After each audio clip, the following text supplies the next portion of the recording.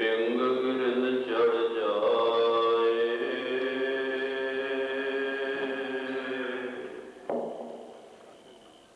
ਅੰਧ ਲਖੈ ਬਦਰੁ ਸੁਨੈ, ਜੋ ਕਾਲ ਕਿਰਪਾ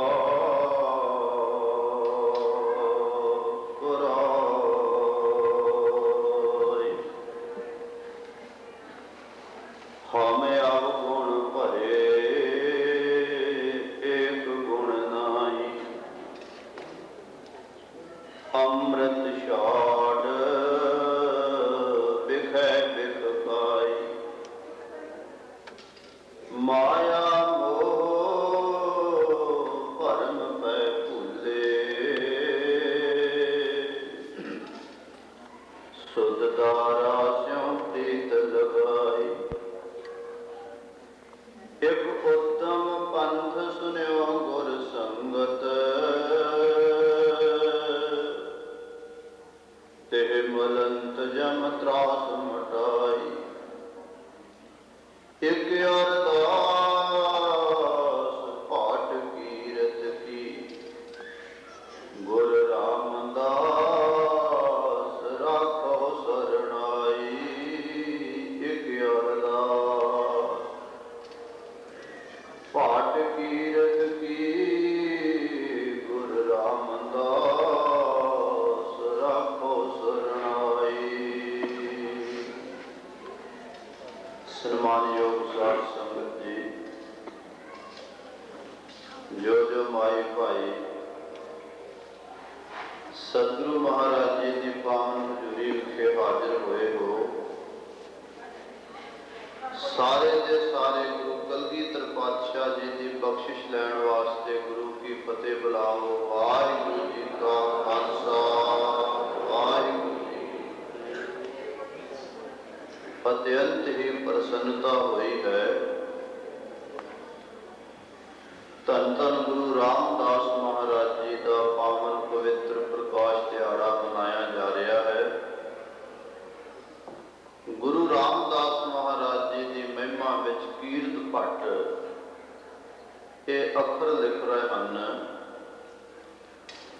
ਸਾਨੂੰ ਵੀ ਢੰਗ ਦੱਸਦੇ ਹਨ ਕਿ ਤੁਸੀਂ ਵੀ ਗੁਰੂ ਰਾਮਦਾਸ ਮਹਾਰਾਜ ਦੇ ਚਰਨਾਂ ਵਿੱਚ ਏਦਾਂ ਅਰਦਾਸ ਕਰੋ। ਹਮ ਅਵਗੁਣ ਭਰੇ ਏਕ ਗੁਣ ਨਾਹੀ। ਧੰਨ ਗੁਰੂ ਰਾਮਦਾਸ ਮਹਾਰਾਜ ਸੋਢੀ ਸੁਲਤਾਨ ਸਤਿਗੁਰੂ, ਤੇਰੇ ਚਰਨਾਂ ਵਿੱਚ ਜਿਨ੍ਹਾਂ ਜਿਨ੍ਹਾਂ ਸੇਵਕਾਂ ਨੇ ਸੇਵਾ ਟਹਿਲ ਕੀਤੀ, ਅੱਜ ਉਹਨਾਂ ਨੂੰ ਵੀ ਪੂਜਿਆ ਜਾ ਰਿਹਾ ਹੈ।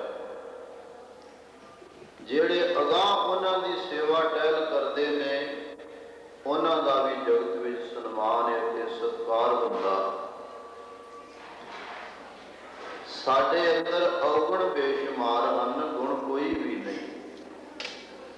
ਹਮ ਅਵਗੁਣ ਭਰੇ, ਕਿੰਨੇ ਕੁ ਅਵਗੁਣ ਹਨ ਸਾਡੇ ਵਿੱਚ? ਭਾਈ ਗੁਰਦਾਸ ਜੀ ਨੂੰ ਪੁੱਛ ਵੇਖੀਏ ਤਾਂ ਭਾਈ ਸਾਹਿਬ ਜੀ ਲਿਖਦੇ ਹਨ, ਹਉ ਅਪਰਾਧੀ ਗੁਨਹਗਾਰ ਹਉ ਬੇਮੁਖ ਮੰਦਾ, ਚੋਰਿਆਰ ਜੋ ਵਾਰ ਹਉ ਪਰ ਘਰ ਜੋ ਹੰਦਾ, ਵਿਸ਼ਵਾਸ ਘਾਤੀਆ ਕਿਰਤ ਘਣ ਮੈਂ ਕੋ ਨਰਖੰਦਾ, ਸਿਮਰ ਮੁਰੀਦਾ ਢਾਡੀਆ ਸਤਿਗੁਰ ਬਖਸ਼ੰਦਾ। ਇੱਕ ਸਤਿਗੁਰੂ ਜੀ ਹਨ ਬਖਸ਼ਣ ਵਾਲੇ। ਹਰ ਮਨੁੱਖ ਆਪਣੇ ਅੰਦਰ ਝਾਕ ਮਾਰੇ ਤਾਂ ਉਸ ਨੂੰ ਦਿਸੇਗਾ ਕਿ ਮੇਰੇ ਅੰਦਰ ਤਮਾਮ ਅਵਗੁਣ ਹਨ। ਜੋ ਮਨੁੱਖ ਚਾਹੁੰਦਾ ਹੈ ਕਿ ਮੈਂ ਪਰਮਾਤਮਾ ਤੱਕ ਪਹੁੰਚ ਜਾਵਾਂ, ਉਸ ਨੂੰ ਜ਼ਰੂਰੀ ਹੈ ਕਿ ਆਪਣੇ ਅਵਗੁਣਾਂ ਨੂੰ ਆਪ ਪਛਾਣੇ। ਜਿਨ੍ਹਾਂ ਮਹਾਂਪੁਰਸ਼ਾਂ ਨੇ ਆਪਣੇ ਅਵਗੁਣਾਂ ਨੂੰ ਦ੍ਰਿਸ਼ਟੀ ਗੋਚਰਾ ਕੀਤਾ ਹੈ, ਉਹਨਾਂ ਤਾਂ ਇੱਥੋਂ ਤੱਕ ਕਹਿ ਦਿੱਤਾ ਕਿ ਜੇਤਾ ਸਮੁੰਦ ਸਾਗਰ ਨੀਰ ਭਰਿਆ। ਜਿੰਨਾ ਸਮੁੰਦਰ ਵਿੱਚ ਪਾਣੀ ਹੈ, ਕੋਈ ਮਾਪ ਨਹੀਂ ਸਕਦਾ, ਅਸਗਾਈ ਹੈ। ਜਿੰਨਾ ਸਮੁੰਦਰ 'ਚ ਜਲ ਹੈ ਸਤਿਗੁਰੂ, ਇੰਨੇ ਸਾਡੇ ਅਵਗੁਣ ਤੇ ਗੁਨਾਹ। ਜੇਤਾ ਸਮੁੰਦ ਸਾਗਰ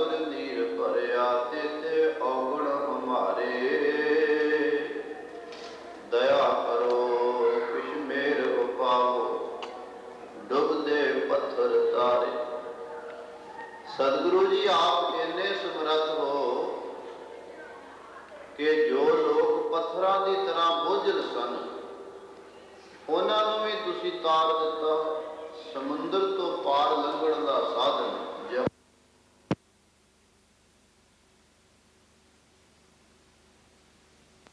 ਪੈਂਦੀਆਂ ਸਨ। ਬੇੜੀ ਤੇ ਚੜ੍ਹ ਕੇ ਇੱਕ ਕਿਨਾਰੇ ਤੋਂ ਦੂਸਰੇ ਕਿਨਾਰੇ ਲੰਘਿਆ ਜਾ ਸਕਦਾ। ਜਹਾਜ਼ ਤੇ ਸਵਾਰ ਹੋ ਕੇ ਲੋਕ ਸਮੁੰਦਰ ਦੇ ਇੱਕ ਕਿਨਾਰੇ ਨੂੰ ਛੱਡ ਦੂਜੇ ਕਿਨਾਰੇ ਪਹੁੰਚਦੇ। ਗੁਰੂ ਮਹਾਰਾਜ ਜੀ ਨੇ ਵੀ ਸਾਡੇ ਵਾਸਤੇ ਜਹਾਜ਼ ਬਣਾਇਆ ਹੈ। ਬੜੇ ਸੌਖੇ ਸ਼ਬਦਾਂ ਵਿੱਚ ਹੀ ਸਮਝਾਉਣ ਦਾ ਯਤਨ ਕਰਾਂ ਕਿ ਵਾਹਿਗੁਰੂ ਨਾਮ ਜਹਾਜ਼ ਹੈ, ਚੜ੍ਹੇ ਸੇ ਉਤਰੇ ਪਾਰ। ਜੋ ਵਾਹਿਗੁਰੂ ਗੁਰਮੰਤਰ ਹੈ, ਇਹ ਜਹਾਜ਼ ਹੈ। ਸਮੁੰਦਰ ਵਿੱਚੋਂ ਦੀ ਗੁਰੂ ਨਾਨਕ ਦੇਵ ਮਹਾਰਾਜ ਜੀ ਬਾਲਾ ਅਤੇ ਮਰਦਾਨਾ ਜੀ ਦੇ ਨਾਲ ਦੂਸਰੇ ਟਾਪੂ ਤੇ ਜਾ ਰਹੇ ਹਨ। ਤੁਰਨ ਲੱਗਿਆਂ ਸਤਿਗੁਰੂ ਜੀ ਨੇ ਮਰਦਾਨੇ ਪ੍ਰਤੀ ਹੁਕਮ ਕੀਤਾ ਕਿ ਮਰਦਾਨਿਆਂ, ਵਾਹਿਗੁਰੂ ਗੁਰਮੰਤਰ ਦਾ ਜਾਪ ਕਰਦੇ ਆਉਣਾ। ਵਾਹਿਗੁਰੂ ਵਾਹਿਗੁਰੂ ਮੰਤਰ ਦਾ ਜਪ ਕਰਦੇ ਹੋਏ ਗੁਰੂ ਨਾਨਕ ਸਾਹਿਬ ਮਹਾਰਾਜ ਅਤੇ ਨਾਲ ਸਾਥੀ ਬਾਬਾ ਬਾਲਾ ਜੀ ਸੰਧੂ ਅਤੇ ਮਰਦਾਨਾ ਜੀ ਚਲੇ ਜਾ ਰਹੇ ਹਨ। ਗੁਰੂ ਜੀ ਨੇ ਪਰਖ ਵਾਸਤੇ ਥੋੜਾ ਅੱਗੇ ਜਾ ਕੇ ਵਾਹਿਗੁਰੂ ਮੰਤਰ ਦੀ ਥਾਂ ਤੇ ਸੋਹੰ ਸੋਹੰ ਦਾ ਜਪ ਆਰੰਭ ਦਿੱਤਾ ਤਾਂ ਮਰਦਾਨੇ ਦੇ ਮਨ ਵਿੱਚ ਸ਼ੰਕਾ ਆਈ ਕਿ ਗੁਰੂ ਜੀ ਆਪ ਤਾਂ ਸੋਹੰ ਸੋਹੰ ਦਾ ਜਪ ਕਰ ਰਹੇ ਹਨ, ਮੈਨੂੰ ਕਿਹਾ ਵਾਹਿਗੁਰੂ ਵਾਹਿਗੁਰੂ ਕਹੀ ਜਾ, ਮੈਂ ਵੀ ਸੋਹੰ ਸੋਹੰ ਦਾ ਜਾਪ ਕਿਉਂ ਨਾ ਕਰਾਂ। ਜਿਉਂ ਹੀ ਵਾਹਿਗੁਰੂ ਮੰਤਰ ਨੂੰ ਛੱਡਿਆ ਤੇ ਸੋਹੰ ਦਾ ਜਪ ਕਰਨ ਲੱਗਾ ਤਾਂ ਸਾਗਰ ਵਿੱਚ ਲੱਗਾ ਡੁੱਬਣ, ਗੋਤਾ ਆ ਗਿਆ। ਬਾਲਾ ਜੀ ਨੇ ਕਿਹਾ ਮਹਾਰਾਜ ਮਰਦਾਨਾ ਚੱਲਿਆ ਜੇ। ਗੁਰੂ ਜੀ ਨੇ ਕਿਹਾ ਮਰਦਾਨਿਆ ਵਾਹਿਗੁਰੂ ਸੰਭਾਲ। ਝੱਟ ਵਾਹਿਗੁਰੂ ਮੂੰਹੋਂ ਨਿਕਲਿਆ ਤੇ ਫਿਰ ਅਡੋਲ ਚੱਲ ਪਿਆ। ਸਤਿਗੁਰੂ ਮਹਾਰਾਜ ਜੀ ਦੀਆਂ ਸ਼ਕਤੀਆਂ ਨੂੰ ਕੌਣ ਮਨੁੱਖ ਬਿਆਨ ਕਰ ਸਕਦਾ ਹੈ। ਵੈਸੇ ਤੇ ਅੱਜ ਵੀ ਸਾਧੂ ਮੌਜੂਦ ਨੇ ਜਿਹੜੇ ਪਾਣੀ ਤੇ ਤੁਰ ਲੈਂਦੇ ਨੇ, ਅੱਗ ਦੇ ਬਲਦੇ ਹੋਏ ਅੰਗਾਰਾਂ ਉੱਤੇ ਬੈਠ ਜਾਂਦੇ ਹਨ। ਉਹਨਾਂ ਦੀ ਸਾਧਨਾ ਹੈ। ਧੰਨ ਗੁਰੂ ਨਾਨਕ ਦੇਵ ਮਹਾਰਾਜ ਜੀ ਜਲ ਉੱਤੋਂ ਦੀ ਤੁਰ ਕੇ ਚਲੇ ਜਾਣ ਕੋਈ ਅਚੰਭਾ ਗੱਲ ਨਹੀਂ, ਬਹੁਤ ਮਾਮੂਲੀ ਜੀ ਗੱਲ ਹੈ। ਵਾਹਿਗੁਰੂ ਮੰਤਰ ਦਾ ਜਾਪ ਕਰਦਿਆਂ ਹੀ ਮਰਦਾਨਾ ਜੀ ਅਡੋਲ ਹੋ ਗਏ। ਮਰਦਾਨਿਆਂ ਅਸੀਂ ਤੇ ਤੇਰੀ ਪ੍ਰੀਖਿਆ ਵਾਸਤੇ ਐਸਾ ਕੀਤਾ ਸੀ। ਜਿੰਨੇ ਵੀ ਗੁਰੂ ਕੇ ਸਿੱਖ ਹਨ, ਸਾਰਿਆਂ ਹੀ ਸਿੱਖਾਂ ਨੂੰ ਧੰਨ ਗੁਰੂ ਨਾਨਕ ਦੇਵ ਮਹਾਰਾਜ ਜੀ ਨੇ ਵਾਹਿਗੁਰੂ ਗੁਰਮੰਤਰ ਬਖਸ਼ਿਆ ਹੈ। ਜਿੰਨੇ ਵੀ ਅੰਮ੍ਰਿਤ ਧਾਰੀ ਗੁਰੂ ਕੇ ਗੁਰਸਿੱਖ ਹਨ, ਪੰਜ ਕਕਾਰੀ ਖਾਲਸੇ, ਉਹਨਾਂ ਨੂੰ ਵੀ ਗੁਰਮੰਤਰ ਵਾਹਿਗੁਰੂ ਬਖਸ਼ਿਆ ਹੈ। ਜਿਹੜੇ ਜਿਹੜੇ ਜੀਵ ਇਸ ਮੰਤਰ ਦਾ ਜਪ ਕਰਦੇ ਹਨ, ਉਹ ਨਿਰਸੰਦੇਹ ਸੰਸਾਰ ਰੂਪੀ ਸਮੁੰਦਰ ਤੋਂ ਪਾਰ ਹੋਣਗੇ। ਕਿਉਂਕਿ ਇਸ ਮੰਤਰ ਦਾ ਮਹਾਤਮ ਬੇਅੰਤ ਲਿਖਿਆ ਭਾਈ ਗੁਰਦਾਸ ਜੀ ਆਪਣੀ ਬਾਣੀ ਵਿੱਚ ਲਿਖਦੇ ਹਨ, ਜੈਸੇ 68 ਤੀਰਥ ਪਰਸ ਕੀਓ, ਜੁਗ 4 ਚੜਿਓ ਕੈਲਾਸ਼ ਰਹਿਓ। ਕੋਈ ਮਨੁੱਖ 68 ਤੀਰਥਾਂ ਦੀ ਯਾਤਰਾ ਕਰ ਆਵੇ, ਤੀਰਥ ਤਾਂ ਇੱਕ ਵੀ ਕਰਨਾ ਬੜਾ ਔਖਾ ਹੈ। ਘਰ ਦੇ ਸੁੱਖਾਂ ਨੂੰ ਤਿਆਗਣਾ ਪੈਂਦਾ, ਰਸਤੇ ਦਾ ਥਕੇਵਾਂ, ਕਈ ਵੇਰ ਸਰੀਰ ਢਿੱਲਾ ਮੱਠਾ ਵੀ ਹੋ ਜਾਂਦਾ, ਧਨ ਵੀ ਖਰਚ ਹੁੰਦਾ ਹੈ। ਜਿਨ੍ਹਾਂ ਲੋਕਾਂ ਨੇ ਹੇਮਕੁੰਡ ਦੀ ਯਾਤਰਾ ਕੀਤੀ, ਉਹਨਾਂ ਨੂੰ ਪਤਾ ਵੀ ਕਿੰਨਾ ਦੁੱਖ ਕਸ਼ਟ ਉਠਾ ਕੇ ਅੰਦਰ ਗੁਰੂ ਦਾ ਪਿਆਰ ਹੋਣ ਕਰਕੇ ਭਾਵੇਂ ਥਕੇਵਾਂ ਮਾਲੂਮ ਨਾ ਹੋਵੇ, ਪਰ ਕਸ਼ਟ ਤਾਂ ਕਾਫੀ ਹੁੰਦਾ। ਉੱਪਰ ਜਾਣਾ ਫਿਰ ਵਾਪਸ ਆਉਣਾ, ਉੱਥੇ ਬਹੁਤਾ ਚਿਰ ਨਹੀਂ ਠਹਿਰਦੇ ਲੋਕ, ਝੱਟ ਹੀ ਵਾਪਸ ਚੱਲ ਪੈਂਦੇ ਨੇ। ਪਰ ਹੇਮਕੁੰਡ ਦੀ ਚੋਟੀ ਤਾਂ ਬਹੁਤ ਛੋਟੀ ਹੈ ਤੇ ਉਰੇ ਹੈ। कैलाश पर्वत की टीसी बड़ी उच्ची है। कोई मनुख कैलाश पर्वत की टीसी के उत्ते 4 युगां तक बैठा रहे। जैसे 68 तीर्थ परस कियो, युग 4 चढ़ियो कैलाश रहो। 4 युगां पर्यंत कैलाश पर्वत की सिखर उत्ते बैठा रहे। 68 तीर्थां की यात्रा करके आवे। पुराने समय अंदर बड़े बड़े ऐसे महापुरुष होए ने, आग्याकारी पुत्र जिवें सरवण होया है, इसने भी अपने अन्ने माई बाप नूं वहिंगी दे दोनों पासे बिठा के मोढे ते चुक के 68 तीर्थां की यात्रा का उद्यम किया। इस करके भाई गुरदास जी नूं जे पुत्तां विचों श्रोमणी पुੱਤ वर्णन करना पिया ते सरवण नूं ही करना पिया। होवे सरवण विरला कोई। पुराने बजुर्ग कहंदे सन भी ये मेरा पुੱਤ ते सरवण आ, भाव माता पिता की आग्या विच चलण वाला, माता पिता नूं सुख देण वाला। जिवें पुत्र माता पिता की सेवा करके प्रसन्नता लैंदा है, तिवें ही गुरु का सिख गुरु की टहल करके बख्शिशां नाल झोली भरदा है। 68 तीर्थां की यात्रा ते बड़ा खर्चा आउंदा है। लोग फिर भी करते हैं, वो सारा महात्म जमा कर लो। 68 तीर्थ परसण दा अते 4 युग कैलाश पर्वत की चोटी ते रहण दा। जैसे 68 तीर्थ परस कियो, युग 4 चढ़ियो कैलाश रहो। जैसे लाख बार कुरुक्षेत्र में असमेत जग आ भंग ठयो। एक वार नहीं लखां वार कुरुक्षेत्र दे कुंभ दे समय, कुरुक्षेत्र सूरज ग्रहण का मेला भरदा है। जिवें चंद्रमा के ग्रहण का मेला कांशी विच लगदा है, इसे तरह सूरज के ग्रहण का बहुत वड्डा मेला लखां की गिणती विच लोग जाके इशनान करते। मीलों विच सरोवर है जिसनूं साफ करके पानी नाल भरिया जाता है। जिथे लखां की गिणती विच लोग आउंदे हन, गिणे मिथे समय विच आके इशनान करते ने ते बड़ा भारी पुण्य समझते ने। एक वार नहीं लख वार कोई कुरुक्षेत्र दे सूरज ग्रहण के समय जाके इशनान करे, वो भी सारा महात्म जमा कर लो। धन गुरु नानक देव महाराज जी गए हन कुरुक्षेत्र। 6वें महाराज जी का पावन अस्थान है, जिथे सतगुरु जी ने उथों दे पंडितां नूं सीधे राह पाया। वो जगह अजे बनी हुई है।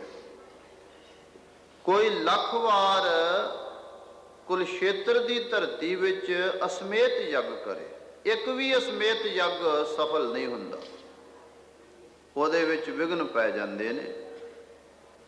जिवें असीं धन गुरु ग्रंथ साहिब महाराज जी की पवित्र बाणी के अखंड पाठ करवाउंदे हां, ते कई साडे बजुर्ग माइयां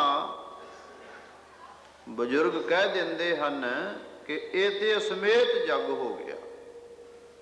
अजे बाणी का महात्म गुरु जी ने असमेत यज्ञ नालों भी ज्यादा वर्णन किया है, पर पाठ करने वाले लोग जानते हैं कि बदो बदी विच विघन जरूर पै जाता, संपूर्ण कोई विरला हुंदा है। मन लवो कि लख वार असमेत यज्ञ किया जाए तो सारे यज्ञ पूरे हो जाण, जदों कि एक यज्ञ के उत्ते करोड़ों रुपये खर्च आउंदे ने, लख रुपये नाल नहीं हुंदा। जैसे लाख बार कुरुक्षेत्र में असमेत जग आ भंग ठयो। आ भंग मैने भंगणा तो रहत, विघन तो रहत, विघन ना पवे। तीसरी तुक विच भाई साहब जी लिखते, जैसे कोट बरस तप उर्दमुखी,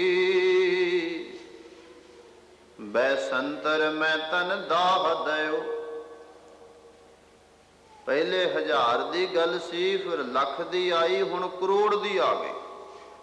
जैसे कूट बरस तप उर्धमुखी। उर्धमुखी कहते ने सिर हेठां नूं ते पैर ही उपर नूं। कई ऐसे भी साधु ने वो अपने पैरां नूं रस्सा पा के रुख दे नाल लमके रहिंदे ने, इदां तप करदे ने। धन गुरु नानक देव महाराज जी ने जब देखी संतां दी मंडली, कोई पद्म आसन ला के बैठा है, कोई शीश आसन खड़ा है, किसी ने कपाली आसन लाया होया, कोई किदां ते कोई किदां, तां धन धन सतगुरु गुरु नानक देव महाराज जी दे मन विच दया आ गई। तां सतगुरु महाराज जी ने उन्हां भुखे साधुआं नूं 20 रुपइयां दा लंगर छका दिता, सच्चा सौदा कीता। ਉਹ 20 ਰੁਪਈਆਂ ਦਾ ਲੰਗਰ ਅਜੇ ਤੱਕ ਮੁੱਕਾ ਨਹੀਂ। ਥਾਵਾਂ ਥਾਵਾਂ ਦੇ ਉੱਤੇ ਗੁਰੂ ਕੇ ਘਰ ਹਨ ਤੇ ਗੁਰਦੁਆਰਿਆਂ ਵਿੱਚ ਲੰਗਰ ਚੱਲ ਹੀ ਰਹੇ ਨੇ ਬਾਬੇ ਨਾਨਕ ਦੀ ਯਾਦ ਵਿੱਚ। ਜੈਸਾ ਸੀਸ ਆਸਨ ਖੜੇ ਹੋਣਾ ਬੜਾ ਕਠਿਨ ਹੈ, ਪਰ ਭਾਈ ਸਾਹਿਬ ਜੀ ਕਹਿੰਦੇ ਨੇ ਵੀ ਥੋੜਾ ਜਿਹਾ ਸਮਾਂ ਨਹੀਂ, ਕਰੋੜ ਵਰਿਆਂ ਤੱਕ, ਪੀੜੀ ਦਰ ਪੀੜੀ, ਜਨਮ ਦਰ ਜਨਮ, ਉਹ ਵੀ ਸਾਰਾ ਮਹਾਤਮ ਜਮਾ ਕਰ ਲਵੋ। ਜੈਸੇ ਕੂਟ ਬਰਸ ਤਪ ਉਰਧਮੁਖੀ, ਬੈ ਸੰਤਰ ਮੈਂ ਤਨ ਦਾਹ ਦਿਓ। ਹੁਣ ਸਾਰਾ ਸਵਈਆ ਪੜੋ। जैसे 68 तीर्थ परस कियो, जुग 4 चढ़ियो कैलाश रहो। जस लाख बार कुरुक्षेत्र में असमेत जागया भंग ठयो।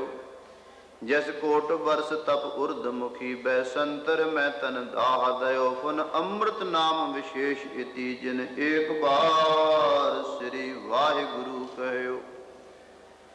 जेड़ा सिख सवेरे उठ के इशनान करके नाम जपदा है, ਉਸ ਦਾ ਬੜਾ ਵੱਡਾ ਮਹਾਤਮ ਗੁਰੂ ਮਹਾਰਾਜ ਜੀ ਦੱਸਦੇ ਹਨ। ਕਰੋੜ ਵਰੇ ਤੱਕ ਪੁੱਠੇ ਲਮਕਣ ਨਾਲੋਂ ਤੇ ਆਪਣੇ ਸਰੀਰ ਨੂੰ ਜਮੂਰਾਂ ਦੇ ਨਾਲ ਥੋੜਾ ਥੋੜਾ ਕਤਰ ਕੇ ਅੱਗ ਦੇ ਵਿੱਚ ਆਹੂਤੀਆਂ ਪਾ ਕੇ ਸਾੜ ਦੇਣਾ, ਜਿਹੜਾ ਇਸ ਹਵਨ ਦਾ ਪੁੰਨ ਮੰਨਿਆ ਹੈ ਉਹਦੇ ਨਾਲੋਂ ਵੀ ਜ਼ਿਆਦਾ ਪੁੰਨ। 68 ਤੀਰਥਾਂ ਦੀ ਯਾਤਰਾ ਕਰਨੀ, ਸਮੇਰੂ ਪਰਬਤ ਦੀ ਟੀਸੀ ਦੇ ਉੱਤੇ ਅਨੰਤ ਕਾਲ ਤੱਕ ਬੈਠੇ ਰਹਿਣਾ, ਕੁਲਸ਼ੇਤਰ ਦੇ ਅੰਦਰ ਯੱਗ ਕਰਵਾਉਣੇ, ਅਸਵਮੇਧ ਆਦਿ, ਇਹ ਸਾਰੇ ਮਹਾਤਮ ਨਾਲੋਂ ਵੀ ਨਾਮ ਜਪਣ ਦਾ ਮਹਾਤਮ ਜ਼ਿਆਦਾ ਹੈ। ਤੁਲਸੀ ਪੂਰਬ ਪਾਪ ਤੇ ਹਰ ਜਸ ਸੁਣਿਓ ਨ ਜਾਏ। ਗੋਸਵਾਮੀ ਤੁਲਸੀਦਾਸ ਜੀ ਲਿਖਦੇ ਨੇ ਕਿ ਪਤਾ ਹੈ ਸਾਨੂੰ ਕਿ ਨਾਮ ਜਪਣ ਦਾ ਬੜਾ ਮਹਾਤਮ ਹੈ, ਸੰਗਤ ਵਿੱਚ ਆਉਣ ਦੀ ਬੜੀ ਮਹਿਮਾ ਹੈ, ਪਰ ਪੂਰਬਲੇ ਪਾਪਾਂ ਦੇ ਹਾਵੀ ਸੰਸਕਾਰ ਹੋਣ ਕਰਕੇ ਇਸ ਬੰਨੇ ਮਨ ਲੱਗਦਾ ਨਹੀਂ। ਉਦੋਂ ਹੀ ਕੋਈ ਨਾ ਕੋਈ ਕੰਮ ਚੇਤੇ ਆ ਜਾਂਦਾ ਵੀ ਉਹ ਕੰਮ ਬੜਾ ਜ਼ਰੂਰੀ ਹੈ। ਜਿਹੜੇ ਲੋਕ ਭਜਨ ਪਾਠ ਕਰਦੇ ਨੇ ਉਹਨਾਂ ਨੂੰ ਇਸ ਗੱਲ ਦਾ ਪਤਾ ਕਿ ਉਸ ਵੇਲੇ ਬੜੇ ਵਿਘਨ ਪੈਂਦੇ ਹਨ, ਪਰ ਜੇ ਕੋਈ ਮਨੁੱਖ ਡਟ ਜਾਵੇ ਤਾਂ ਥੋੜੇ ਚਿਰ ਦੇ ਬਾਅਦ ਵਿਘਨ ਹਟ ਵੀ ਜਾਂਦੇ ਨੇ ਗੁਰੂ ਦੀ ਮਿਹਰ ਦੁਆਰਾ। ਇਹਦੇ ਵਾਸਤੇ ਇੱਕੋ ਇੱਕ ਉਪਾਅ ਜਿਹੜਾ ਕਾਰਗਰ ਹੈ ਉਹ ਅਰਦਾਸ ਦਾ ਹੈ, ਜੋ ਗੁਰੂ ਰਾਮਦਾਸ ਮਹਾਰਾਜ ਜੀ ਦੇ ਚਰਨਾਂ ਵਿੱਚ ਕੀਰਤ ਭੱਟ ਅਰਦਾਸ ਕਰ ਰਹੇ ਹਨ। ਹਮ ਅਵਗੁਣ ਭਰੇ। हे ਸਤਿਗੁਰੂ ਸੱਚੇ ਪਾਤਸ਼ਾਹ ਸੋਢੀ ਸੁਲਤਾਨ, ਅਸੀਂ ਗੁਨਾਹਾਂ ਨਾਲ ਭਰੇ ਹੋਏ ਹਾਂ, ਪਾਪਾਂ ਨਾਲ ਭਰੇ ਹੋਏ ਹਾਂ। ਜੇ ਸ਼ਾਮਾਂ ਨੂੰ ਅਰਦਾਸ ਕਰਕੇ ਜਾਂਦੇ ਹਾਂ ਤੇ ਸਵੇਰ ਤੱਕ ਸਾਡੇ ਤੋਂ ਕਈ ਪਾਪ ਹੋ ਜਾਂਦੇ ਹਨ। ਜੇ ਸਵੇਰੇ ਅਰਦਾਸ ਕਰਕੇ ਬਖਸ਼ਾਉਂਦੇ ਹਾਂ ਤਾਂ ਸ਼ਾਮ ਤੱਕ ਕਈ ਔਗੁਣ ਹੋ ਜਾਂਦੇ ਹਨ। ਹਮ ਅਵਗੁਣ ਭਰੇ। ਔਗਣ ਤਾਂ ਕੋਈ ਵੀ ਚੰਗਾ ਨਹੀਂ। ਜਿਵੇਂ ਬੇੜੀ ਵਿੱਚ ਇੱਕ ਵੀ ਛੇਕ ਮਾੜਾ ਹੈ, ਇੱਕ ਵੀ ਸੁਰਾਖ ਹੋ ਜਾਵੇ ਤੇ ਪਾਣੀ ਭਰ ਕੇ ਬੇੜੀ ਡੁੱਬਦੀ ਹੈ। ਜਹਾਜ਼ ਵਿੱਚ ਥੋੜੀ ਜਿਹੀ ਮੋਰੀ ਹੋ ਜਾਵੇ ਤੇ ਸਹਿਜੇ ਸਹਿਜੇ ਪਾਣੀ ਭਰ ਕੇ ਉਹਦੇ ਡੁੱਬਣ ਦਾ ਖਤਰਾ ਹੈ, ਡੁੱਬ ਹੀ ਜਾਂਦਾ। ਇਸੇ ਤਰ੍ਹਾਂ ਜਿਹੜਾ ਇਹ ਸਰੀਰ ਹੈ ਬੇੜੀ ਦੀ ਤਰ੍ਹਾਂ ਹੈ, ਜਿਹੜਾ ਪੰਜ ਭੂਤਕ ਸਰੀਰ ਹੈ ਜਹਾਜ਼ ਦੀ ਤਰ੍ਹਾਂ ਹੈ। ਇਸ ਜਹਾਜ਼ ਤੇ ਸਵਾਰ ਹੋ ਕੇ ਅਸੀਂ ਪਰਮੇਸ਼ਰ ਦੇ ਦੇਸ਼ ਤੱਕ ਪਹੁੰਚਣਾ ਹੈ। ਇਸ ਕਰਕੇ ਗੁਰੂ ਜੀ ਦਾ ਹੁਕਮ ਹੈ, ਇਸ ਦੇਹੀ ਕੋ ਪਾਲ। ਹੇ ਜੀਵ, ਜਿਸ ਸਰੀਰ ਦੁਆਰਾ ਤੂੰ ਨਾਮ ਜਪਣਾ, ਸੇਵਾ ਕਰਨੀ ਹੈ, ਕਿਰਤ ਵਿਰਤ ਕਰਨੀ ਹੈ, ਇਹ ਤੰਦਰੁਸਤ ਚਾਹੀਦਾ ਹੈ, ਰੋਗਾਂ ਤੋਂ ਬਚਿਆ ਹੋਇਆ ਹੋਵੇ, ਤਾਂ ਹੀ ਇਹਦੇ ਦੁਆਰਾ ਜੀਵਨ ਦੀ ਯਾਤਰਾ ਪੂਰੀ ਹੋਵੇਗੀ। ਦੁਨੀਆ ਵਿੱਚ ਯਾਤਰਾ ਚਲਾਉਣ ਵਾਸਤੇ ਧਨ ਬੜਾ ਜ਼ਰੂਰੀ ਹੈ। ਜਿੰਨਾ ਧਰਮ ਜ਼ਰੂਰੀ ਹੈ, ਇੰਨਾ ਹੀ ਧਨ ਵੀ ਜ਼ਰੂਰੀ ਹੈ। ਕਿਉਂ? ਧਨ ਤੋਂ ਬਿਨਾਂ ਗ੍ਰਸਤੀ ਦਾ ਇੱਕ ਦਿਨ ਵੀ ਜਿਹੜਾ ਹੈ ਉਹ ਨਹੀਂ ਸੌਖਾ ਲੰਘ ਸਕਦਾ। ਖਾਣ ਪੀਣ ਪਹਿਨਣ ਵਾਸਤੇ, ਜ਼ਰੂਰੀ ਲੋੜਾਂ ਵਾਸਤੇ ਧਨ ਦੀ ਲੋੜ ਹੈ। ਸਤਿਗੁਰੂ ਸੱਚੇ ਪਾਤਸ਼ਾਹ ਜੀ ਦੇ ਚਰਨਾਂ ਵਿੱਚ ਵੀ ਬੜੇ ਬੜੇ ਸਿੱਧਕੀ ਸਿੱਖ ਆਏ। ਉਹਨਾਂ ਨੇ ਵੀ ਉਦਮ ਉਪਰਾਲੇ ਕਰਕੇ ਸਤਿਗੁਰੂ ਸੱਚੇ ਪਾਤਸ਼ਾਹ ਜੀ ਦੀ ਪ੍ਰਸੰਨਤਾ ਲਈ ਆਪਣਾ ਧਨ ਸੇਵਾ ਵਿੱਚ ਦੇ ਕੇ ਤੇ ਪ੍ਰਸ਼ੰਸਾ ਦੇ ਪਾਤਰ ਬਣੇ। ਜਿਵੇਂ ਪਾਣੀ ਵਿੱਚ ਬੇੜੀ ਚੱਲਦੀ ਹੈ, ਜਹਾਜ਼ ਚੱਲਦਾ ਹੈ, ਰੇਗਿਸਤਾਨ ਤੇ ਨਹੀਂ ਚੱਲ ਸਕਦਾ। ਬੇੜੀ ਚਲਾਉਣੀ ਹੋਵੇ ਤੇ ਪਾਣੀ ਵਿੱਚ ਹੀ ਚੱਲਦੀ ਹੈ। ਇਸੇ ਤਰ੍ਹਾਂ ਇਹ ਜੀਵਨ ਦੀ ਯਾਤਰਾ ਧਨ ਵਿੱਚ ਹੀ ਚੱਲਦੀ ਹੈ। ਪਰ ਜਦੋਂ ਬੇੜੀ ਡੁੱਬਦੀ ਹੈ ਤਾਂ ਪਾਣੀ ਵਿੱਚ ਹੀ ਡੁੱਬਦੀ ਹੈ। ਇਸੇ ਪ੍ਰਕਾਰ ਜਦੋਂ ਕਿਸੇ ਜੀਵ ਦਾ ਅੰਤ ਹੁੰਦਾ ਹੈ ਤਾਂ ਧਨ ਵਿੱਚ ਹੀ ਹੁੰਦਾ। ਧਨ ਕੇ ਭਾਗੀ ਚਾਰ ਹੈ। ਵੈਸੇ ਦੋ ਤਰ੍ਹਾਂ ਦਾ ਧਨ ਮੰਨਿਆ, ਇੱਕ ਰੱਬ ਨਾਲ ਮਿਲਾ ਦਿੰਦਾ ਹੈ ਤੇ ਇੱਕ ਜਮਦੂਤਾਂ ਦੇ ਵਸ ਪਾ ਕੇ ਨਰਕਾਂ ਵਿੱਚ ਦੁੱਖ ਸਹਿਣੇ ਪੈਂਦੇ ਨੇ। ਭਾਵ ਧਨ ਦਿੱਤਾ ਹੈ ਪ੍ਰਭੂ ਨੇ, ਵਰਤੋਂ ਮਨੁੱਖ ਨੇ ਆਪ ਕਰਨੀ ਹੈ, ਚੰਗੇ ਬੰਨੇ ਲਾਉਣਾ ਕਿ ਮਾੜੇ ਬੰਨੇ। 10-12 ਘੰਟੇ ਕੰਮ ਕਰਕੇ ਜੇ ਮਨੁੱਖ ਪੈਸੇ ਕਮਾ ਕੇ ਲਿਆਂਦੇ ਜਾਂ ਥੋੜਾ ਸਮਾਂ ਲੱਗਾ, ਕੋਈ 5, ਕੋਈ 10, ਕੋਈ 20 ਪਾਉਂਡ ਰੋਜ਼ ਲੈਂਦਾ ਹੈ, ਭਾਵੇਂ ਉਹਨਾਂ ਨਾਲ ਘਰ ਦੀ ਸਾਰੀ ਗਰੋਸਰੀ ਲਿਆ ਕੇ ਬੱਚਿਆਂ ਨੂੰ ਫਲ ਖਵਾ ਕੇ ਤ੍ਰਿਪਤ ਕਰੇ, ਜਿਹਦੇ ਨਾਲ ਖੂਨ ਬਣੇਗਾ, ਸਰੀਰ ਤੰਦਰੁਸਤ ਰਹੇਗਾ, ਤੇ ਭਾਵੇਂ ਉਹਨਾਂ ਰੁਪਈਆਂ ਨਾਲ ਸ਼ਰਾਬ ਪੀ ਕੇ ਆਪ ਵੀ ਪਾਗਲ ਹੋਵੇ, ਘਰ ਵਾਲਿਆਂ ਨੂੰ ਵੀ ਆ ਕੇ ਵਕਤ ਪਾਵੇ। ਇਹ ਬੰਦੇ ਦੀ ਆਪਣੀ ਮਰਜ਼ੀ ਹੈ।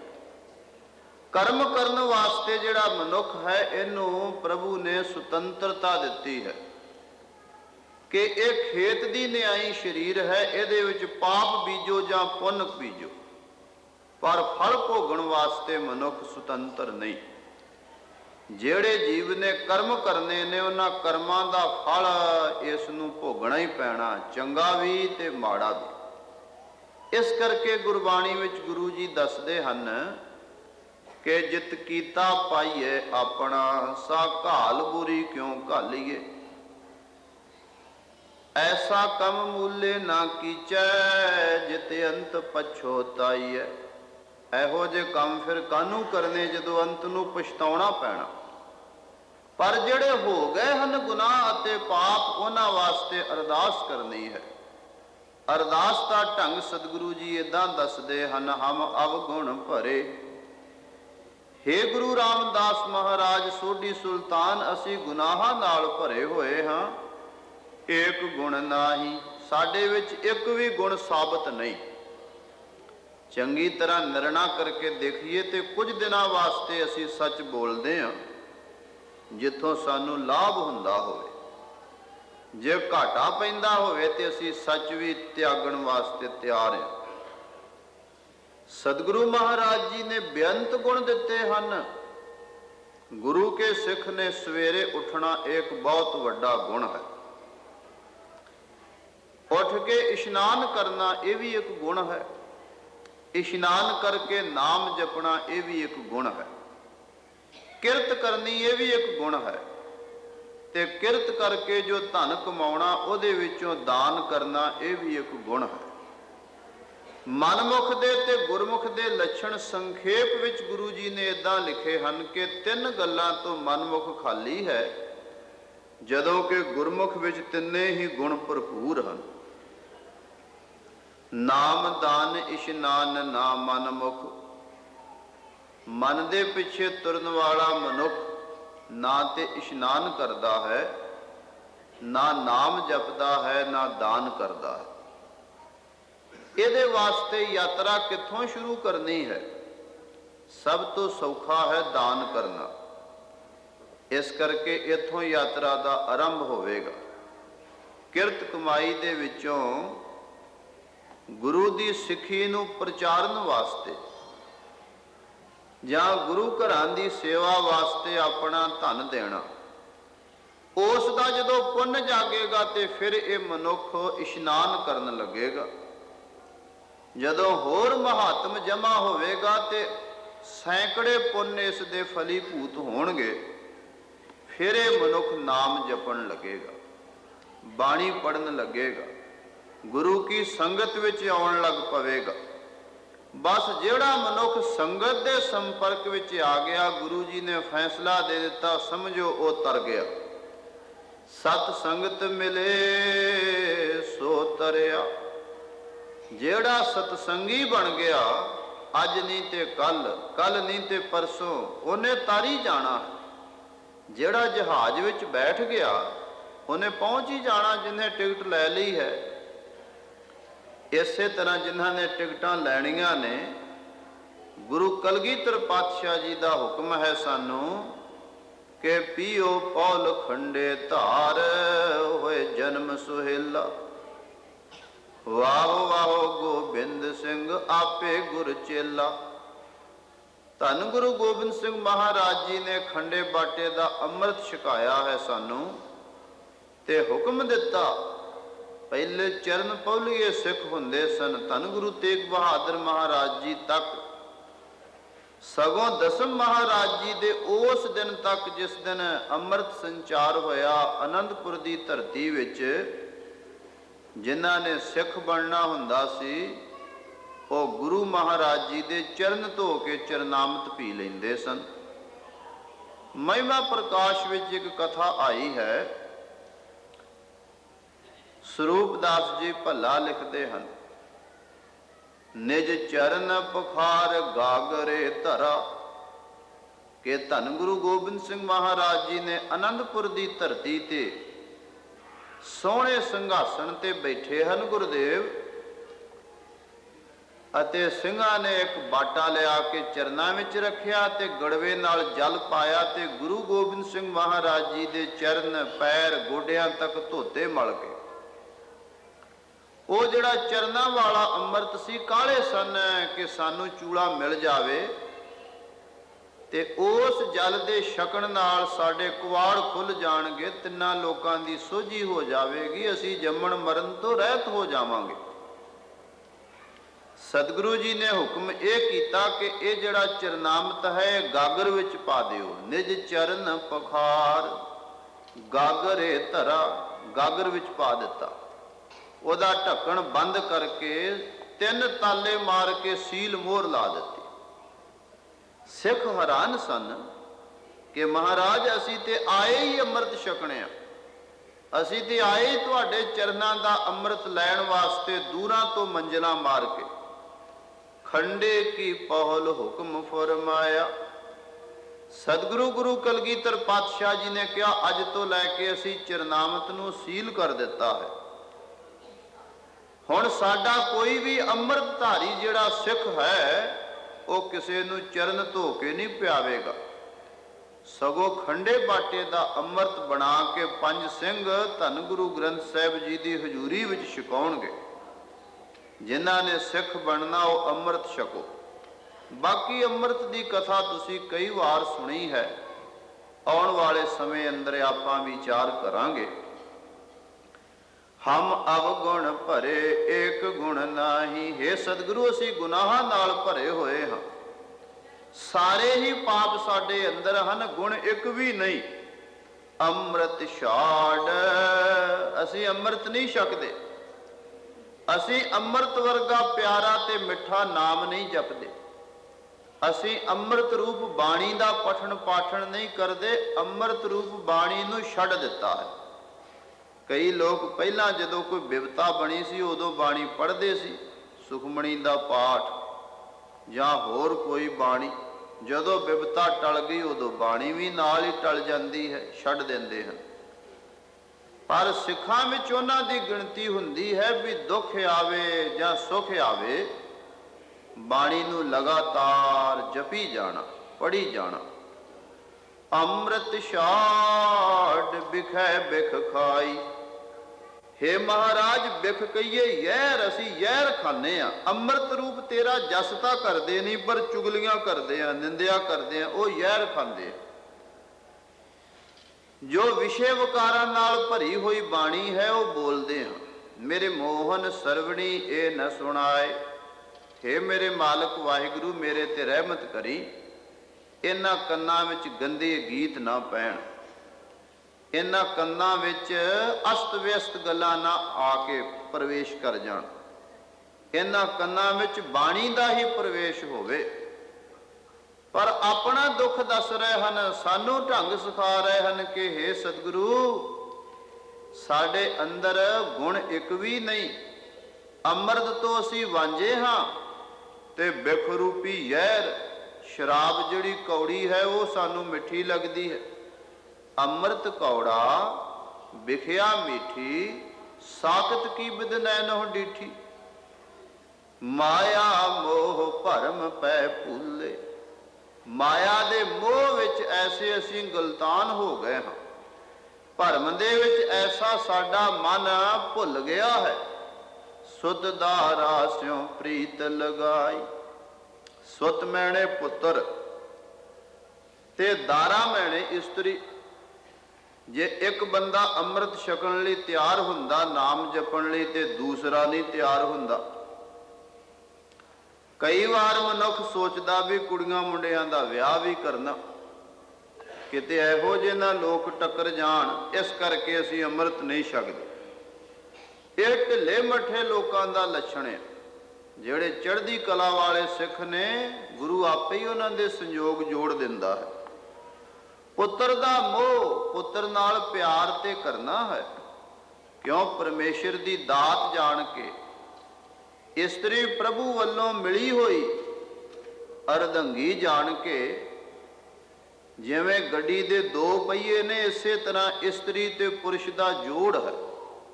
ਜੇ ਦੋਵੇਂ ਗੁਰਮਤਿ ਦੇ ਗਾਡੀ ਰਾਹ ਤੇ ਚੱਲਣ ਤੇ ਦੋਵਾਂ ਦਾ ਜੀਵਨ ਸਫਲਾ ਹੋਵੇਗਾ। ਸਾਧ ਸੰਗਤ ਵਿੱਚ ਸਤਿਗੁਰੂ ਜੀ ਨੇ ਇੱਕ ਬੰਨੇ ਪੁਰਸ਼ਾਂ ਨੂੰ, ਇੱਕ ਬੰਨੇ ਇਸਤਰੀਆਂ ਨੂੰ ਬਿਠਾਇਆ, ਬਰਾਬਰ ਦਾ ਹੱਕ ਦਿੱਤਾ ਸੰਗਤ ਕਰਨ ਵਾਸਤੇ। ਇਸੇ ਪ੍ਰਕਾਰ ਭਾਈ ਨਾਮ ਜਪਣ ਵਾਸਤੇ ਵੀ ਬਰਾਬਰ ਦਾ ਹੱਕ ਚਾਹੀਦਾ। ਪਰ ਜਿਹੜੇ ਜਿਹੜੇ ਜੀਵਾਂ ਨੇ ਧੀਆਂ ਪੁੱਤਰਾਂ, ਇਸਤਰੀਆਂ ਤੇ ਹੋਰ ਅੰਗਾਂ ਸਾਕਾਂ ਦੇ ਮੋਹ ਵਿੱਚ ਆ ਕੇ ਗੁਰੂ ਨਾਲੋਂ ਪ੍ਰੀਤੀ ਤੋੜ ਲਈ ਤੇ ਅੰਗਾਂ ਸਾਕਾਂ ਨਾਲ ਜੋੜ ਲਈ। ਅਸੀਂ ਤੇ ਐਸੇ ਵੀ ਸਿੱਖ ਵੇਖਦੇ ਹਾਂ ਵੀ ਜੇ ਗੁਰੂ ਦੇ ਮਾਰਗ ਤੋਂ ਉਹਨਾਂ ਨੂੰ ਕੋਈ ਡੁਲਾਉਣਾ ਚਾਹਵੇ ਤੇ ਉਹ ਰਿਸ਼ਤੇਦਾਰੀ ਛੱਡ ਦਿੰਦੇ ਨੇ। ਉਹ ਕਹਿੰਦੇ ਵੀ ਤੇਰਾ ਮੇਰਾ ਨਾਤਾ ਤੇ ਹੈ ਧਰਮ ਦਾ, ਪਰ ਜੇ ਗੁਰੂ ਵੱਲੋਂ ਤੂੰ ਮੂੰਹ ਮੋੜਨਾ ਤੇ ਫਿਰ ਮੈਂ ਤੇਰਾ ਕੁਝ ਨਹੀਂ ਲੱਗਦਾ। ਤੇ ਜੇ ਬੀਬੀ ਨੂੰ ਸਮਾਂ ਬਣੇ, ਤੁਸੀਂ ਉਹ ਕਥਾ ਕਿੰਨੀ ਵਾਰ ਸੁਣੀ ਹਰ ਮਾਘੀ ਤੇ, ਕਿ ਜੇ ਮਾਂ ਸਿੰਘ ਤੇ ਕੁਝ ਸਿੰਘ ਬਦਾਵਾ ਲਿਖ ਕੇ ਦੇ ਆਏ ਤੇ ਮਾਤਾ ਭਾਗੋ ਅੱਗੋਂ ਗੱਜੀ ਭਈ ਚੰਦ ਚਾੜ੍ਹ ਆਏ ਜੇ ਜਿਹੜੇ ਕੰਮ ਵਾਸਤੇ ਤੁਹਾਨੂੰ ਭੇਜਿਆ ਸੀ। ਤੁਸੀਂ ਬਹਿ ਜਾਓ ਘਰ, ਸਾਡੇ ਕੱਪੜੇ ਪਾ ਕੇ ਤੇ ਅਸੀਂ ਕਿਰਪਾਨਾਂ ਲੈ ਕੇ ਕਲਗੀਧਰ ਪਾਤਸ਼ਾਹ ਦੀ ਫੌਜ ਵਿੱਚ ਭਰਤੀ ਹੋ ਕੇ ਜੰਗ ਯੁੱਧ ਕਰਾਂਗੀਆਂ। ਸੋ ਸੱਚੀ ਮੁੱਚੀ ਮਾਤਾ ਭਾਗੋ ਨੇ ਮਾਂ ਸਿੰਘ ਦੇ ਖੂਨ ਵਿੱਚ ਇੱਕ ਨਵਾਂ ਉਬਾਲ ਲਿਆਂਦਾ ਤੇ ਮਨ ਬਦਲ ਗਿਆ ਵੀ ਮਨਾ ਇਹੋ ਜਿਹੇ ਜਿਉਣ ਨਾਲੋਂ ਤੇ ਮਰਨਾ ਹੀ ਚੰਗਾ ਜੇ ਗੁਰੂ ਤੋਂ ਬੇਮੁਖ ਹੋਏ ਰਹਿਣਾ। ਇਸ ਕਰਕੇ ਫਿਰ ਜਥੇ ਦਾ ਜਥਾ ਵਾਪਸ ਪਰਤਿਆ। ਦਸਮ ਪਾਤਸ਼ਾਹ ਜੀ ਦੇ ਚਰਨਾਂ ਤੱਕ ਭਾਵੇਂ ਨਹੀਂ ਪਹੁੰਚ ਸਕੇ, ਰਸਤੇ ਵਿੱਚ ਹੀ ਜੰਗ ਯੁੱਧ ਕਰਕੇ ਸ਼ਹੀਦੀਆਂ ਪ੍ਰਾਪਤ ਕੀਤੀਆਂ।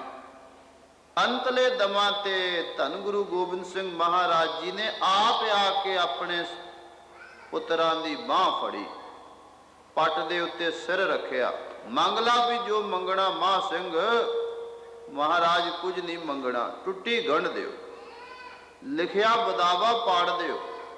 ਸਤਿਗੁਰੂ ਸੱਚੇ ਪਾਤਸ਼ਾਹ ਜੀ ਨੇ ਉਸੇ ਤਰ੍ਹਾਂ ਬਦਾਵਾ ਕੱਢ ਕੇ ਪਾੜ ਕੇ ਤੇ ਪ੍ਰਸੰਨਤਾ ਬਖਸ਼ੀ, ਬੇਅੰਤ ਵਰ ਦਿੱਤੇ ਨੇ। ਜੇ ਸਾਡੀ ਗੁਰੂ ਨਾਲੋਂ ਟੁੱਟ ਗਈ ਹੈ ਤੇ ਉਹਨੂੰ ਗੰਢਣ ਦਾ ਇੱਕੋ ਇੱਕ ਹੀ ਸਾਧਨ ਹੈ, ਸਾਧ ਸੰਗਤ ਵਿੱਚ ਆਉਣਾ, ਗੁਰੂ ਕੇ ਗੁਰਪੁਰਬ ਮਨਾਉਣੇ। ਜਿਨ੍ਹਾਂ ਲੋਕਾਂ ਨੇ ਪੁੱਤਰ ਨਾਲ, ਇਸਤਰੀ ਨਾਲ, ਰਿਸ਼ਤੇਦਾਰਾਂ ਨਾਲ ਤੇ ਪ੍ਰੀਤ ਲਾ ਲਈ, ਪਰ ਗੁਰੂ ਨਾਲੋਂ ਪ੍ਰੀਤ ਤੋੜ ਲਈ, ਉਹ ਸਮਝੋ ਜਨਮ ਦੀ ਬਾਜੀ ਹਾਰ ਗਏ, ਉਹ ਫੇਲ ਹੋ ਗਏ ਧਰਮ ਦੀ ਦੁਨੀਆ ਵਿੱਚੋਂ। ਪਰ ਜਿਨ੍ਹਾਂ ਨੇ ਗੁਰੂ ਨਾਲ ਪ੍ਰੀਤੀ ਸਾਬਤ ਰੱਖੀ ਹੈ, ਸਗੋਂ ਆਪਣੇ ਪੁੱਤਰਾਂ ਨੂੰ ਵੀ, ਆਪਣੀ ਘਰਵਾਲੀ ਨੂੰ ਵੀ, ਆਪਣੇ ਰਿਸ਼ਤੇਦਾਰਾਂ ਨੂੰ ਵੀ ਗੁਰੂ ਕੇ ਜਹਾਜ਼ ਦੇ ਬਰਾਬਰ ਦੇ ਹੱਕਦਾਰ ਬਣਾਇਆ ਹੈ। ਉਹਨਾਂ ਨੂੰ ਪ੍ਰੇਰ ਕੇ ਸਾਧ ਸੰਗਤ ਵਿੱਚ ਲਿਆਉਂਦੇ ਨੇ ਵੀ ਚਲੋ ਭਾਗਾਂ ਵਾਲਿਓ, ਅੱਜ ਕਥਾ ਹੋਣੀ। ਬੜੇ ਬੜੇ ਮਹਾਂਪੁਰਸ਼ਾਂ ਨੇ ਆ ਕੇ ਅੰਮ੍ਰਿਤ ਬਚਨ ਸੁਣਾਉਣੇ ਹਨ, ਆਪਾਂ ਚੱਲ ਕੇ ਸੁਣਾਂਗੇ, ਆਪਣਾ ਜਨਮ ਸਫਲਾ ਹੋ ਜਾਵੇਗਾ। ਕੀਰਤ ਭੱਟ ਜੀ ਫਰਮਾਉਂਦੇ, ਇੱਕ ਉੱਤਮ ਪੰਥ ਸੁਨਿਓ ਗੁਰ ਸੰਗਤ। ਗੁਰੂ ਦੀ ਸੰਗਤ, ਜਿੱਥੇ ਗੁਰੂ ਹਾਜ਼ਰ ਨਾਜ਼ਰ ਹੈ। ਸਾਰਿਆਂ ਤੋਂ ਉੱਤਮ ਰਾਹ ਹੈ ਗੁਰੂ ਦੀ ਸਾਧ ਸੰਗਤ ਵਿੱਚ ਆਉਣਾ। ਹੋਰ ਵੀ ਲੋਕਾਂ ਨੇ ਆਪਣੇ ਆਪਣੇ ਪੰਥਾਂ ਨੂੰ ਉੱਤਮ ਕਿਹਾ ਹੈ, ਪਰ ਗੁਰਬਾਣੀ ਇਹ ਤਸਦੀਕ ਕਰਦੀ ਹੈ ਕਿ ਸਭ ਤੋਂ ਉੱਤਮ ਰਾਹ ਹੈ ਗੁਰੂ ਦਾ ਦਰਸਾਇਆ ਹੋਇਆ ਮਾਰਗ, ਗੁਰੂ ਦਾ ਉਪਦੇਸ਼ ਜੋ ਸੰਗਤ ਵਿੱਚ ਸਾਂਝਾ ਦਿੱਤਾ ਜਾਂਦਾ। ਇੱਕ ਉੱਤਮ ਪੰਥ ਸੁਨਿਓ ਗੁਰ ਸੰਗਤ, ਤੇ ਮਲੰਤ ਜਮ ਤਰਾਸ ਮਟਾਈ। ਕੀ ਹੁੰਦਾ ਸੰਗਤ ਵਿੱਚ ਆਇਆ? ਕਹਿੰਦੇ ਸੰਗਤ ਵਿੱਚ ਆਉਣ ਨਾਲ ਜਿਹੜਾ ਜਮ ਹੈ ਨਾ, ਉਹ ਲੇਖਾ ਚੋਖਾ ਕਰਨਾ ਹੀ ਬੰਦ ਕਰ ਦਿੰਦਾ ਧਰਮਰਾਜ। ਸਗੋਂ ਜੇ ਕੋਈ ਮਹਾਂਪੁਰਸ਼ ਜਾਵੇ ਪ੍ਰਭੂ ਦੇ ਦੇਸ਼ ਨੂੰ ਤੇ ਉਹ ਕਵੇ ਵੀ ਚਲੋ ਧਰਮਰਾਜ ਨੂੰ ਮਿਲ ਚੱਲਦੇ ਹਾਂ, ਕੋਈ ਬਾਕੀ ਤਾਂ ਨਹੀਂ, ਨਵੇੜ ਚੱਲ ਗਏ, ਤਾਂ ਧਰਮਰਾਜ ਹੱਥ ਬੰਨ ਕੇ ਖੜਾ ਹੋ ਜਾਂਦਾ, ਕਹਿੰਦਾ ਨਾਨਕ ਧਰਮ ਐਸੇ ਚਵੈ ਕੀਤੋ ਭਵਨ ਪੁਨੀਤ। ਮਹਾਂਪੁਰਸ਼ੋ ਤੁਸੀਂ ਦੇ ਚਰਨ ਪਾ ਕੇ ਮੇਰਾ ਘਰ ਹੀ ਪਵਿੱਤਰ ਕਰ ਦਿੱਤਾ, ਤੁਹਾਡਾ ਕੋਈ ਹਿਸਾਬ ਕਿਤਾਬ ਨਹੀਂ। ਜਦੋਂ ਤੋਂ ਤੁਸੀਂ ਗੁਰੂ ਦੇ ਹੋ ਗਏ, ਉਦਣ ਤੋਂ ਤੁਹਾਡਾ ਹਿਸਾਬ ਕਿਤਾਬ ਰੱਖਣਾ ਅਸੀਂ ਬੰਦ ਕਰ ਦਿੱਤਾ। ਤੇ ਮਲੰਤ ਜਮ ਤਰਾਸ ਮਟਾਈ, ਜਮਾਂ ਦਾ ਡਰ ਖਤਮ। ਜਿਹੜਾ ਗੁਰੂ ਦੇ ਰਾਹ ਤੇ ਆ ਜਾਂਦਾ, ਜਿਹੜਾ ਗੁਰੂ ਵਾਲਾ ਬਣ ਜਾਂਦਾ, ਨੁਗਰੇ ਪੁਣੇ ਦੀ ਝੂਠ ਲਾ ਦਿੰਦਾ। ਹੁਣੇ ਹੁਣੇ ਭਾਈ ਦਲਜੀਤ ਸਿੰਘ ਜੀ ਨੇ ਮੈਨੂੰ ਦੱਸ ਦਿੱਤਾ ਵੀ 13 ਤਰੀਕ। ਮੈਂ ਆਖਿਆ ਠੀਕ ਹੈ। ਮਹਾਂਪੁਰਸ਼ ਆਪਣੇ ਵਿੱਚ ਬੈਠੇ ਨੇ, ਪਰਮ ਸਤਿਕਾਰਯੋਗ ਹਰੀਆਂ ਵੇਲਾਂ ਵਾਲੇ ਮਹਾਂਪੁਰਸ਼, ਜਿਨ੍ਹਾਂ ਦਾ ਕਈਆਂ ਚਿਰਾਂ ਦੇ ਬਾਅਦ ਦਰਸ਼ਨ ਨਸੀਬ ਹੋਇਆ ਹੈ। ਸੋ ਇਹਨਾਂ ਮਹਾਂਪੁਰਸ਼ਾਂ ਨੂੰ ਵੀ ਬੇਨਤੀ ਕਰਾਂਗੇ ਵੀ ਉਸ ਦਿਨ ਜੇ ਸਮਾਂ ਬਣੇ ਤਾਂ ਜ਼ਰੂਰ ਹਾਜ਼ਰੀ ਭਰਨ। ਸੋ ਕਮਾਈ ਵਾਲੇ ਜਿਹੜੇ ਮਹਾਂਪੁਰਸ਼ ਨੇ, ਉਹਨਾਂ ਦੇ ਰਾਹੀਂ ਜੇ ਅਸੀਂ ਅੰਮ੍ਰਿਤ ਛਕੀਏ ਤੇ ਫਿਰ ਅਨੋਖੀ ਕਲਾ ਵਰਤਦੀ ਹੈ। ਉਹਨਾਂ ਦੇ ਧਾਰਨ ਕੀਤੇ ਹੋਏ ਗੁਣ ਅੰਮ੍ਰਿਤ ਛਕਣ ਵਾਲਿਆਂ ਵਿੱਚ ਵੀ ਆ ਜਾਂਦੇ ਹਨ। ਤੇ ਮਲੰਤ ਜਮ ਤਰਾਸ ਮਟਾਈ, ਜਿਹੜਾ ਮਿਲ ਗਿਆ ਸਾਧ ਸੰਗਤ ਵਿੱਚ, ਉਹਦੀ ਜਮਾਂ ਦੀ ਫਾਈ ਕੱਟੀ ਗਈ। ਜਿਹੜਾ ਗੁਰੂ ਦਾ ਹੋ ਗਿਆ।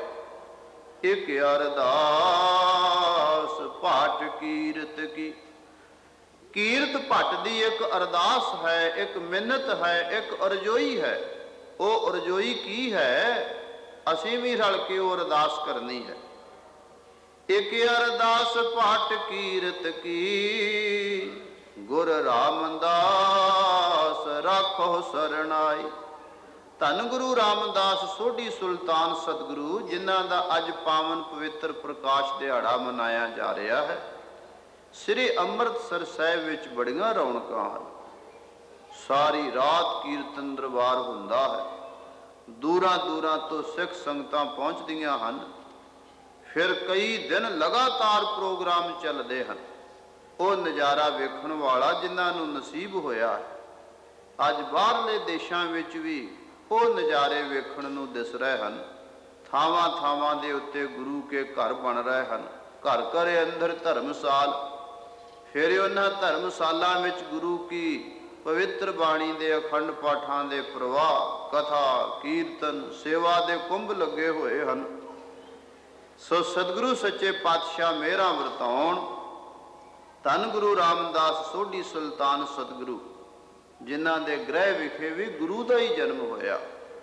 ਭਾਵ ਧੰਨ ਗੁਰੂ ਅਰਜਨ ਦੇਵ ਮਹਾਰਾਜ ਜੀ, ਜਿਨ੍ਹਾਂ ਦੇ ਸਭ ਤੋਂ ਛੋਟੇ ਸਾਹਿਬਜ਼ਾਦੇ ਹੋਏ, ਜਿਨ੍ਹਾਂ ਨੇ ਪੰਜਵੀਂ ਥਾਂ ਤੇ ਗੁਰੂ ਨਾਨਕ ਦੇਵ ਮਹਾਰਾਜ ਜੀ ਦੀ ਗੁਰਿਆਈ ਨੂੰ ਸਾਂਭਿਆ। ਸੋ ਧੰਨ ਗੁਰੂ ਰਾਮਦਾਸ ਮਹਾਰਾਜ ਜੀ ਦੇ ਪਾਵਨ ਪਵਿੱਤਰ ਪ੍ਰਕਾਸ਼ ਉਤਸਵ ਨੂੰ ਮਨਾਉਂਦੇ ਹੋਏ ਇੱਥੋਂ ਦੇ ਸਾਰੇ ਪ੍ਰਬੰਧਕ ਅਤੇ ਸਿੱਖ ਸੰਗਤਾਂ ਦਾ ਧੰਨਵਾਦ ਹੈ, ਜਿਨ੍ਹਾਂ ਨੇ ਇਸ ਗੁਰੂ ਘਰ ਦੀਆਂ ਸੰਗਤਾਂ ਦੇ ਦਰਸ਼ਨ ਕਰਨ ਦਾ ਮੌਕਾ ਬਖਸ਼ਿਆ ਹੈ। ਮਹਾਂਪੁਰਸ਼ ਆ ਗਏ ਹਨ। ਮੈਂ ਨਹੀਂ ਚਾਹੁੰਦਾ ਕਿ ਮੈਂ ਟਾਈਮ ਨੂੰ ਅਗਾਂਹ ਲੈ ਜਾਵਾਂ, ਇਸ ਕਰਕੇ ਹੁਣ ਆਪਾਂ ਇਹਨਾਂ ਮਹਾਂਪੁਰਸ਼ਾਂ ਤੋਂ ਅੰਮ੍ਰਿਤ ਬਚਨ ਸੁਣ ਕੇ ਲਾਹਾ ਪ੍ਰਾਪਤ ਕਰਨੇ ਹਨ। ਧੰਨ ਗੁਰੂ ਗੋਬਿੰਦ ਸਿੰਘ ਮਹਾਰਾਜ ਜੀ ਨੇ ਜੋ ਸਾਨੂੰ ਮਾਰਗ ਦਰਸਾਇਆ ਹੈ, ਉਸ ਮਾਰਗ ਤੇ ਚੱਲਣਾ ਹੈ। ਖੰਡੇ ਬਾਟੇ ਦਾ ਅੰਮ੍ਰਿਤ ਛਕਣਾ, 5 ਕਕਾਰ ਦੀ ਰਹਿਤ ਰੱਖਣੀ ਅਤੇ 4 ਕੁਰੈਤਾਂ ਤੋਂ ਬਚਣਾ। ਜਿਹੜਾ ਬੰਦਾ ਇੰਨਾ ਉਦਮ ਕਰ ਸਕਦਾ, ਉਹਨੂੰ ਤਿਆਰੀ ਕਰ ਲੈਣੀ ਚਾਹੀਦੀ ਹੈ। 4 ਵੱਡੀਆਂ ਕੁਰੈਤਾਂ ਨੇ, ਪੀਏ ਤਮਾਕੂ, ਕੇਸ ਮਨਾਏ, ਪਰਤਰਿਆ ਭੋਗੇ, ਕੁੱਠਾ ਖਾਏ। ਇਹ ਕੁਰੈਤਾਂ ਵੱਡੀਆਂ 4 ਕਰ ਬੈਠੇ ਸੋ ਹੋਏ ਖੁਆਰ। ਜਿਹੜਾ ਕਰ ਬੈਂਦਾ ਇਹਨਾਂ ਵਿੱਚੋਂ ਕੋਈ ਗਲਤੀ, ਫਿਰ ਦੁਖੀ ਹੁੰਦਾ ਹੈ। ਪਰ ਜੇ ਉਹ ਵੀ ਮਨੁੱਖ ਮੁੜ ਗੁਰੂ ਦੀ ਸ਼ਰਨ ਵਿੱਚ ਆ ਜਾਵੇ ਤੇ ਸਤਿਗੁਰੂ ਗਲ ਨਾਲ ਲਾ ਲੈਂਦੇ ਨੇ। ਪੁੱਠਾ ਮਾਸ ਖਾਣਾ ਬਜਰ ਕੁਰੈਤ ਹੈ, ਪਰ ਇਸਤਰੀ ਤੇ ਪਰ ਪੁਰਸ਼ ਦਾ ਸੰਗ ਕਰਨਾ ਬਜਰ ਕੁਰੈਤ ਹੈ। ਕੇਸਾਂ ਦੀ ਬੇਅਦਬੀ ਕਰਨੀ ਬਜਰ ਕੁਰੈਤ ਹੈ। ਜਗਤ ਝੂਠ ਤਮਾਕੂ ਨੂੰ ਖਾਣਾ ਬਜਰ ਕੁਰੈਤ ਹੈ। ਇਹਨਾਂ ਚਵਾਂ ਵਿੱਚੋਂ ਜੇ ਕੋਈ ਗਲਤੀ ਹੋ ਜਾਵੇ ਜਾਂ ਕੋਈ ਕਰ ਲਵੇ ਤੇ ਉਹਨੂੰ ਦੁਬਾਰਾ ਅੰਮ੍ਰਿਤ ਛਕਣਾ ਪਵੇਗਾ।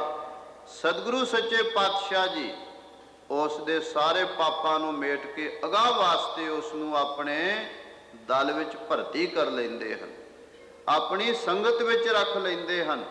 ਸੋ ਇੱਕ ਇੱਕ ਗੁਣ ਜੋ ਗੁਰੂ ਪਾਤਸ਼ਾਹ ਜੀ ਨੇ ਸਾਨੂੰ ਬਖਸ਼ਿਆ ਹੈ, ਉਸ ਦੇ ਅਸੀਂ ਧਾਰਨੀ ਬਣੀਏ। ਅੱਜ ਪੂਰਨਮਾਸ਼ੀ ਦਾ ਵੀ ਦਿਹਾੜਾ ਹੈ ਨਾਲ ਦੀ ਨਾਲ, ਜਦੋਂ ਕਿ ਧੰਨ ਗੁਰੂ ਨਾਨਕ ਦੇਵ ਮਹਾਰਾਜ ਜੀ ਨੇ ਜਗਤ ਜਲੰਦੇ ਨੂੰ ਠੰਡ ਪਾਉਣ ਵਾਸਤੇ ਰਾਏ ਭੋਏ ਦੀ ਤਲਵੰਡੀ ਅੰਦਰ ਬਾਬਾ ਕਾਲੂ ਜੀ ਦੇ ਘਰ ਮਾਤਾ ਤ੍ਰਿਪਤਾ ਜੀ ਦੀ ਕੁੱਖ ਤੋਂ ਅਵਤਾਰ ਧਾਰਨ ਕਰਕੇ 9 ਖੰਡ ਪ੍ਰਿਥਵੀ ਦੇ ਜੀਆਂ ਨੂੰ ਤਾਰਿਆ।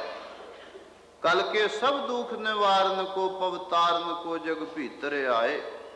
ਕਲਯੁਗ ਦੇ ਦੁੱਖਾਂ ਨੂੰ ਦੂਰ ਕਰਨ ਲਈ, ਨਾਮ ਜਪਾਉਣ ਵਾਸਤੇ ਅਤੇ ਜਗ ਜੀਰਨ ਸਾਧਨ ਦੂਰ ਕਰੇ। ਜਗਤ ਦੇ ਹੋਰ ਜਿੰਨੇ ਪਖੰਡਮਈ ਕਰਮ ਸਨ, ਉਹਨਾਂ ਨੂੰ ਦੂਰ ਕਰ ਦਿੱਤਾ। ਦ੍ਰਿੜ ਸਾਧਨ ਰਾਮਹਿ ਨਾਮ ਬਤਾਏ। ਇੱਕੋ ਹੀ ਸਾਧਨ ਪ੍ਰਭੂ ਪ੍ਰਾਪਤੀ ਦਾ ਨਾਮ ਜਪਾਉਣਾ ਸਤਿਗੁਰੂ ਜੀ ਨੇ ਆਰੰਭ ਕੀਤਾ। ਐਸੇ ਗੁਰੂ ਨਾਨਕ ਦੇਵ ਮਹਾਰਾਜ ਜੀ ਦੇ ਦਰਸ਼ਨ ਜਿਨ੍ਹਾਂ ਜੀਵਾਂ ਨੂੰ ਨਸੀਬ ਹੁੰਦੇ ਹਨ, ਉਹ ਭਾਗਾਂ ਵਾਲੇ ਬਣ ਜਾਂਦੇ ਹਨ।